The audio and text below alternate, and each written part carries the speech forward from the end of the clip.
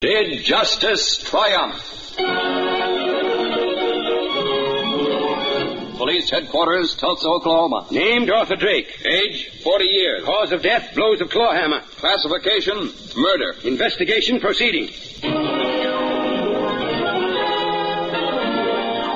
The Mutual Broadcasting System presents another thrilling case from the files of True Justice Stories, followed by millions of readers each week in the New York Sunday News and its syndicate. Tonight's case, the Marriage Bureau murder. Tonight's true case history of crime begins on a hot, sultry morning in June 1944. A large interstate truck rumbles along the dry roads of Oklahoma. Lonely roads, for it's early in the morning. The truck driver yawns, turns to his assistant. Hey, Ed. Wake up. Wake up. Morning already? 8 o'clock. Time for you to take over. You're a clock watcher, Bill, if I ever saw one. Anyone's a clock watcher if he's been driving all night. Okay, stop the truck and we'll change seats. I'll sure be glad when we get to Texas. Me too. I got a date with the cutest little babe I ever saw down in San Antonio. Hope she's got a friend. I think I can fix it up. Well. Hey, Ed, look at that. What? Where? Over there, side of the road. It looks like a woman. Come on. It is a woman. Was. Gosh. Horrible. What do we do? We gotta tell the cops about this right away. Bill, where are we? Not far from Muskogee. I saw a farmhouse back a ways. We'll phone from there. Bill? Yeah. She's been murdered.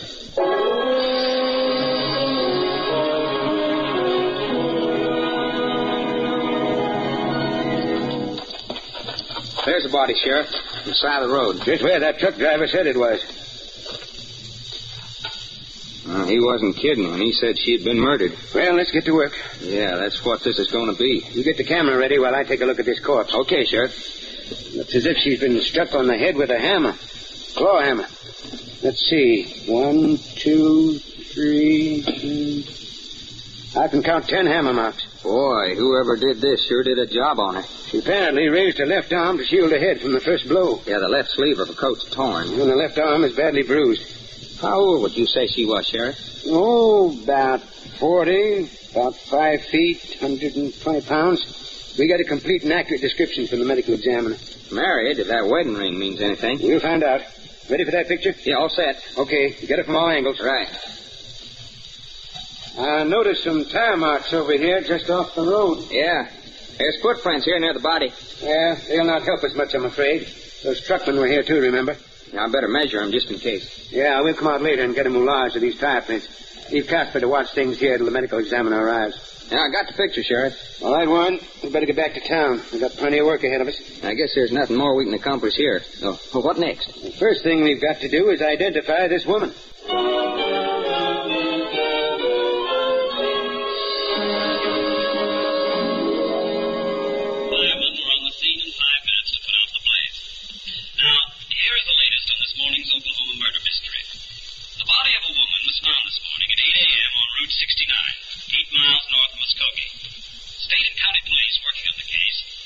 Assailant was a man, possibly her husband, who may have been seen traveling with her in a moderate-priced automobile. Tire tracks of the car, as well as a man's footprints found at the scene of the crime, lead to this conclusion.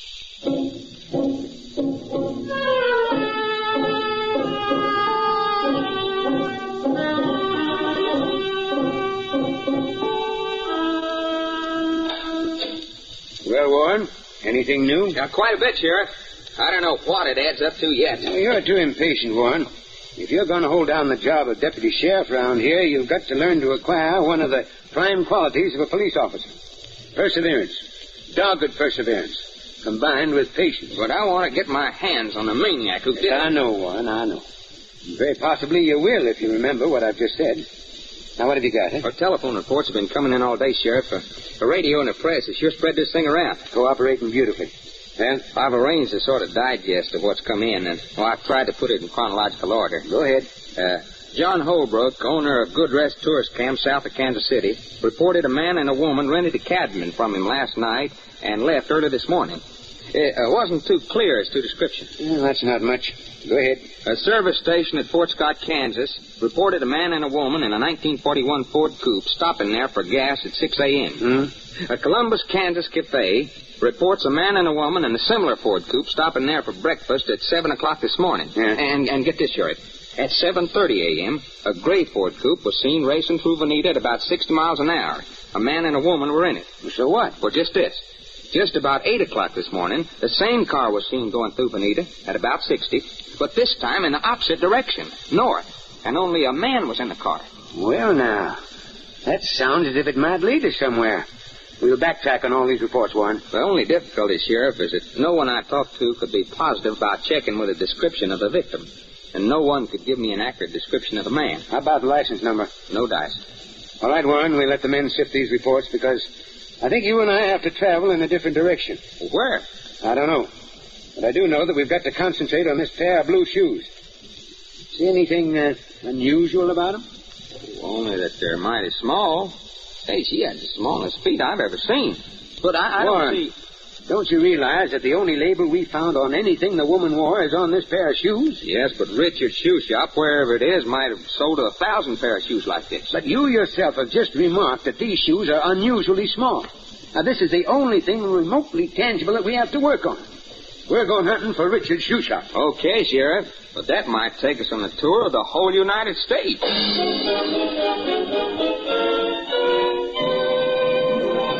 To locate a local shoe shop with nothing more than a mere label is a difficult task in a nation as large as the United States. And this fact Sheriff Crawford and Deputy Warren soon learned. But with dogged determination, the two Oklahoma police officers keep checking. They drive hundreds of miles following false clues. They visit a shoe manufacturers' convention, which it so happens is in session in Oklahoma City. No one has ever heard of Richard's shoe shop. More checking, more disappointments. The search now looks hopeless. Then one day, just 10 days after the woman's body had been found, Deputy Warren talks with a shoe clerk in Memphis, Tennessee. The clerk says the shoes look as if they'd been manufactured by a shoe company in his own hometown, Indianapolis. Warren visits the shoe company. Do they have a customer whose trademark is Richard's Shoe Shop? The manager looks in his records. Yes, he has such a customer. It's a store located in Peoria, Illinois. Immediately, Sheriff Crawford and Deputy Warren journey to Peoria. Talk to the owner of Richard's Shoe Shop. We're police officers, Mr. Richard, from Oklahoma. Yes, what could I do for you? Unwrap those shoes, Warren. Right, Sheriff. Forgive me, gentlemen, but may I ask what this is all about? We're returning a pair of ladies' shoes, Mr. Richard, which we hope were purchased in your store. Oh, well, let me see them. Here you are.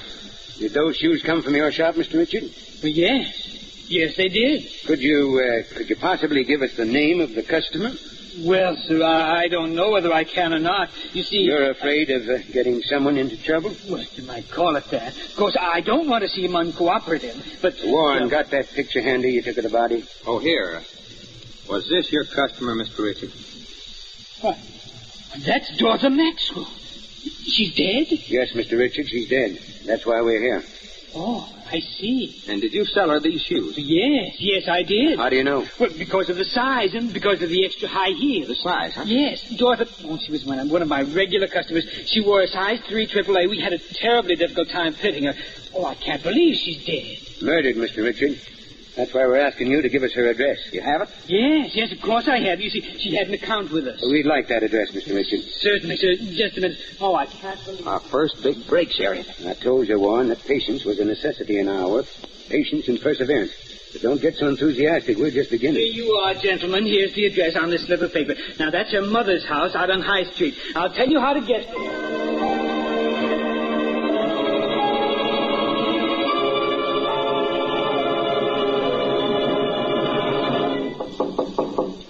I hope she's home, Sheriff. Take it easy, Warren. If she isn't, we'll come back. That fellow Richard's quite a character. Yes, gentlemen. You're Mrs. Maxwell? That's exactly who I am. I don't want to buy anything today. Just a moment, Mrs. Maxwell. Well, we're not selling anything. Well, then why are you knocking on my door? We've come to talk about your daughter, Dorothy. My daughter? She's not here. We know, Mrs. Maxwell. How do you know? Who are you men? We're police from Oklahoma. Way up here from Oklahoma? Well, that's where my daughter is. I had met her Yes, from... Mrs. Maxwell, we know. You know I had a letter. No, we know she's in Oklahoma. But how... Why, is anything wrong? Mrs. Maxwell, your daughter is dead. Oh, She's fainting. You got her, Warren? Yeah, I got her here. All right, let's get her inside. Here, I'll give you a hand. In the living room here? Yes. Put her on the sofa. Okay, Sheriff. Yeah, here. That's right. There she is. All right. oh. I must have fainted. You did, Mrs. Maxwell. Feeling better? If I could have my smelling salts out in the kitchen. I'll get them. They're on the shelf over the sink. I'll be right back. I'm sorry we had to startle you the way we did, Mrs. Maxwell, but it was necessary for you to know the truth so that you'd give us the information we need to catch your daughter's murderer. Did you say murderer? Mrs. Maxwell, we're going to make it as easy for you as we can. I know very well how you must feel hearing that word. I also know you're going to do all in your power to help us apprehend whoever is responsible. But how do you know? How do you know she was murdered? Because we found her body by the side of a road. And, well, I'd rather not say any more. I can't believe it. I just can't. Here you are, Miss Maxwell, the smelling salt. Thank you. Thank you so much. Now, this picture, Mrs. Maxwell... No, Warren. What picture? It's a photograph of your daughter, Dorothy, as we found her. I'd rather you didn't see. No, I'd rather not. These shoes, Mrs. Maxwell, were they your daughter's shoes? Yes. How did this happen? And that's what we want you to tell us, Mrs. Maxwell. Me tell you? I don't know. We want you to tell us just why your daughter left home, where she went, and most particularly who she went with. You see, we want to get the man who did this, Miss Maxwell, and we want your help. The man who killed my daughter. I'll do everything I can to help you. Good. Now let's start at the beginning. First, when did Dorothy leave home? Well, when she got that letter from Mr. Drake through the matrimonial bureau. Mr. Drake? Matrimonial bureau? Yes. See, Dorothy hadn't had much luck with marriage. He started off when she was very young, had 3 husbands right in succession. Mm-hmm. None of the marriages worked out very well, so she decided to try this Till Death Do Us Part matrimonial bureau in Chicago. It's a sort of correspondence club. And she corresponded with this Mr. Drake? That's right. He was listed as a very rich man from East Texas. Oil business, I think. Mm-hmm. Anyway, he was rich. Well, after a few letters and an exchange of photographs, David proposed marriage to Dorothy, and she accepted. She sold some property she had here, put the money in a money belt, and left for St. Louis to meet David and marry him. Money belt? Yes. Dorothy was always afraid of being robbed. How much money did she take in her money belt, Mrs. Maxwell? Just a little more than $3,000. Okay. She called it her dowry. Dorothy was always so romantic. I suppose she had some jewelry. Oh, yes. Presents from her former husband, you see. She had one necklace that her last husband sent her from Africa. It's pure gold. Will you please describe it? Well, I always called it the Casablanca necklace because that's where it came from. As I say, it was pure gold, made by the Arabs. I see. It was beautiful. I always kind of hoped she'd give it to me. Well, now, let's get on with the story, Mrs. Maxwell. You said your daughter left Peoria for St. Louis to marry David Drake. Yes. Mm-hmm. She married him in St. Louis. And they started on a motor trip to his estate in Texas. They had a fine trip. She wrote to you, I suppose. Oh, almost every day. She was so happy. They stopped in tourist camps. You remember where? Well, I have the letters upstairs. I remember the last one I had was from a tourist camp near Kansas City.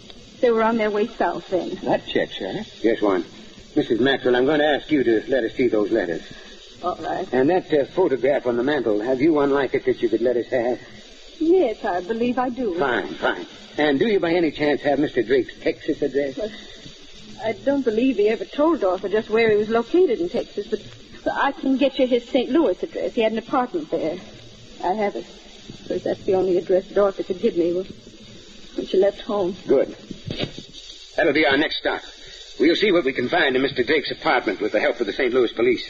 You think he killed my daughter? We don't know, Mrs. Maxwell. You see, we can't afford to reach conclusions until we have proof, evidence. The kind of evidence we hope to get in St. Louis.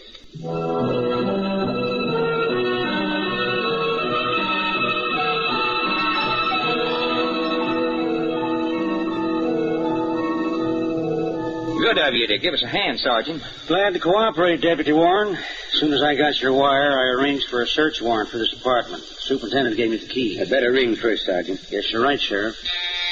The super said Drake was away, but you never can tell. If he's in there, he's either asleep and doesn't intend to answer the door. Might as well open up, Sergeant. Right. Now, careful, everybody. No one here, Sheriff. I'll look in the bedroom, in the back. Thanks, Sergeant. Sheriff, look here on the desk. This picture. A man and a woman. Sturgis and Mildred, in memory of our wonderful honeymoon. Looks like Mr. Drake had another wife. But I thought his name was David. He probably had several names. Let's see that letter on the desk. Addressed to Mr. Sturgis Jones. We're getting somewhere, Warren. A bill from the Till Death Do Us Part Matrimonial Bureau for an introduction to Miss Dorotha Maxwell. Things are beginning to gel. He doubtless had a deal with this bureau to use two names. No one in there, Sheriff. But I did find this photo in the bedroom. Thanks, Sergeant.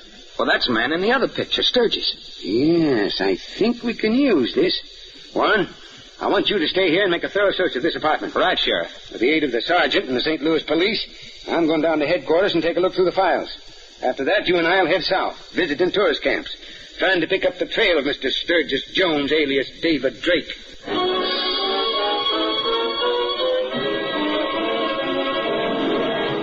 You are listening to the case history of an actual crime, one of the most cold-blooded, horrible murders in Oklahoma crime history, and one of the most remarkable examples of careful and painstaking detective work in the history of any state.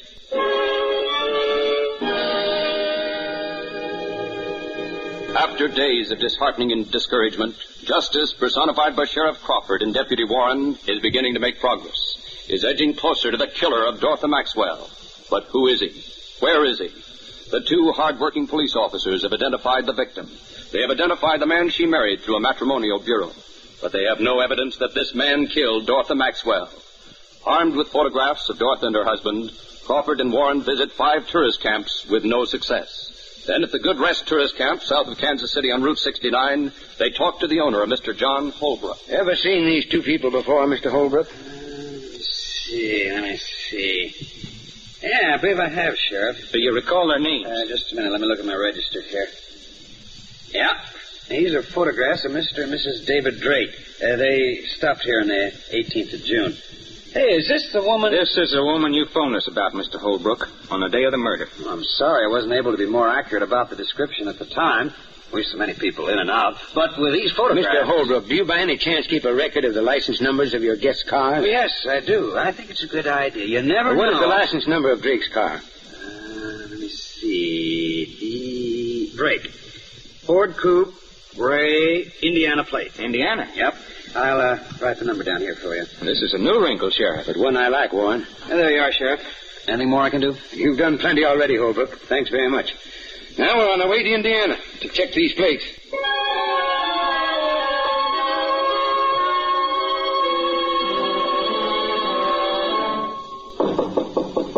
We've sure done some traveling on this case, Sheriff. Yes, Warren, and we may have to do a lot more. Yes? You, Mr. Baker? That's right. Who are you? We're police officers. We'd like to see your car. A gray 1941 Ford Coupe. Well, I'm afraid that isn't possible. Not possible. Now, listen, Mr. Baker. Just a minute, Warren. Mr. Baker, you mean your car isn't here? Yeah, that's right. I lent it to a friend last month for a trip. I see. And who is that friend? Well, if something happened, I may not... Routine checkup, Mr. Baker. We're from Oklahoma.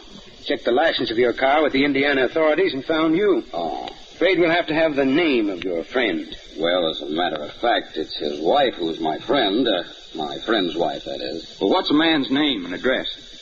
Sturgis Jones. Sturgis Jones, huh? And the address? Look, officer, I don't know about... You better know. Unless you want to be arrested for aiding and abetting a crime. Crime? Let's have that address. It's 1220 Park Avenue. Here in Indianapolis? Yes. Has there been an accident? Some people may call it that. We call it murder. Murder? My car? A little advice, Mr. Baker. Yes, sir. One word about our visit here to your friend or his wife or anyone, and you'll be in plenty of trouble. Yes, I understand. Come on, Warren. We're going to make another visit to 1220 Park Avenue.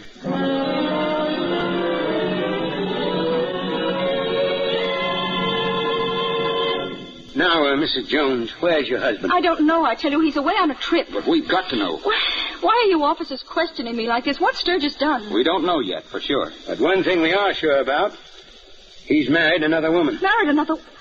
I don't believe it. You will, Mrs. Jones. Is this your husband's picture?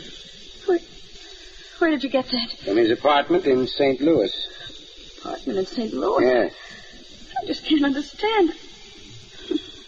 Yes, that's his picture. Where did he say he was going in the car he borrowed from Mr. Baker? On a business trip out west. Well, what he really used it for was a honeymoon. Yes, but he wasn't using the name of Jones for that trip. It was David Drake. You officers seem to know a lot about my husband. We'll know more if you'll help us. Why? Why should I help you against my husband? Because he's married another woman. And because he's wanted for questioning concerning a murder. Murder? Who?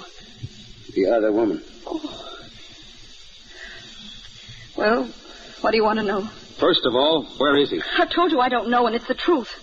All I know is that he's away on a business trip. When do you expect him back? Perhaps today, perhaps tomorrow. Good. Now, Mrs. Jones, I know you want to see that justice is done, no matter how much you love your husband. Tell us, how did you happen to marry this man? Well, We don't want to pester you, Miss Jones, or annoy you, but you must cooperate with him. It's just possible that we'll be able to save you from the fate of that other woman. What was her name? Dorothy Maxwell, from Peoria, Illinois. So that was it. What was it? One day, a month ago, I happened to come into the room when Sturgis was writing a letter. It was addressed to a woman named Dorothy, and he had written, "After we are married, we will be very happy." We had an argument. He told me it was just a joke. Well, Mrs. Jones, how did you happen to marry him? Well, I was lonely. I didn't like my office work at all. I didn't know what to do, so I wrote to a matrimonial agency. Got a list of names and descriptions and what the men did and so forth. Well, Sturgis and I started a correspondence. We exchanged photographs. And, well, we got married. That's about all. And he took frequent business trips? Yes, he did. And always came back with plenty of money? Yes. We've been very comfortable. Mrs. Jones, in the interest of justice, I'm going to ask you a great favor. Yes, Sheriff. You have a spare room in the house, a guest room? Yes. Yes, I have. I wonder if you'll be good enough, cooperative enough to permit Deputy Warren and me to stay here until your husband returns. Yes, Sheriff. You officers can stay here until he gets back. And then I hope you'll take him away.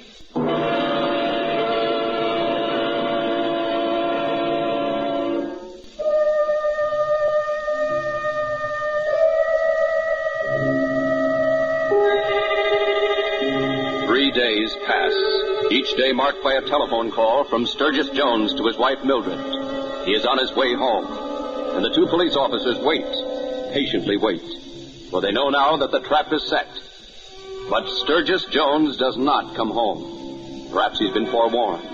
Perhaps not. Then...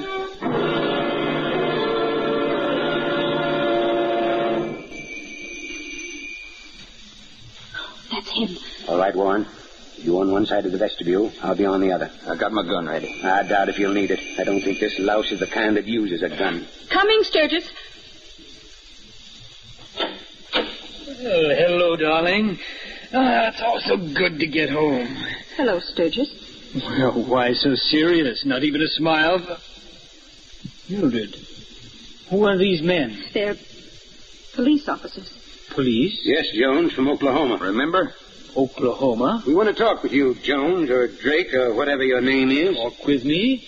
About what? About a murder. In Oklahoma. On the 18th of June. At 8 o'clock in the morning. I have no idea what you're talking about, but let's all go in the living room and sit down, shall Frisk we? him, Warren. Right, Sheriff. Oh, no, really, this is nonsense. You can't... Don't tell us what we can do and can't do. Put your hands in the air, high. Really, gentlemen, I'll have to have you sued for false arrest. Go ahead and sue, Jones. Meanwhile, I'll take charge of this bag. Oh, here, I don't believe you have any right to... Quiet. Well, Warren? No gun, Sheriff. But look at this. A money belt. Money belt? Well, Sturgis, you never wore a money belt. Where'd you get that? Why, I'll tell you where he got it, Miss Jones. He got it from his other wife, Dorothy Maxwell Jones. Yes. And when that belt left home in Peoria, it contained $3,000. Well, I really don't know what you're talking about, but I think I'd better call my lawyer. Before you do, Jones or Drake, listen to this. Here's a brief resume of your record as supplied by the St. Louis police. St. Louis? Yes, we've been to your apartment. And consulted St. Louis police files. Listen. 1917, arrested as leader of a group of automobile thieves in Los Angeles. 1919, sentenced to federal prison for using mail to defraud. 1937, sentenced to San Quentin prison, grand larceny. Well? Yes, that's all true. Sturgis? But you can't take me for murder. You have no... We'll let the courts of justice decide that, Jones. But we can take you for bigamy. That's a crime, you know. Sheriff, while you've been reading a riot act to our friend, I've gone through his bag. Look at this. Casablanca necklace. Oh, what does that mean? It means, Mrs. Jones, that your husband is even guilty of robbing the dead. He took that necklace off Dorothy Jones's throat after he killed her. That's a lie. And was doubtless bringing it home to you as a present. Oh, Sturgis. No, do you believe these rotten cops against me? Very well, they'll take me, but before they do... Look out! Drop that lamp! You're a killer at heart, aren't you, Jones? You all right, Miss Jones? That lamp. He tried to kill me. You'll never get a chance like that again. No. Jones, you'll be extradited to Oklahoma for trial. From now on, your fate is in the hands of justice.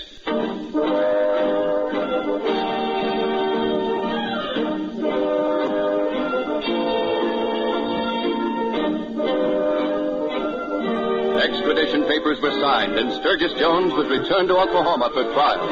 At this trial, Jones and Drake were identified as the same man by the owner of the tourist camp. The money belt, the Casablanca necklace, all positively identified. Other jewelry found in Jones's possession at the time of his arrest, identified as having belonged to Dorothy Maxwell. Jones was sentenced to death in the electric chair where he paid for his crime on December the 18th, 1943. Just 6 months after Dorothy Maxwell's body was found. Thus, Oklahoma justice. And so at police headquarters in Tulsa. Deputy Warren? Yes, Sheriff? Move Dorothy Maxwell's card from the active file. Yes, sir. Mark it. Case closed. Justice did triumph.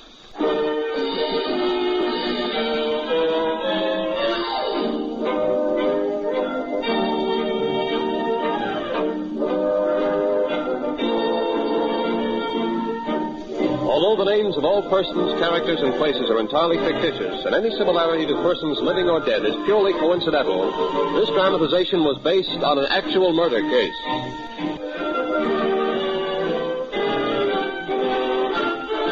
These programs are produced by Jock McGregor. Today's program was directed by Arthur Van Horn. The script was written by Bryce Disk Jr. The narrator was George Carson Putnam.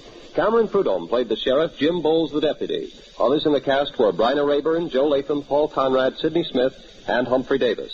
The orchestra, conducted by Emerson Buckley, played music written especially for this broadcast by Richard DuPage. Frank McCarthy speaking. This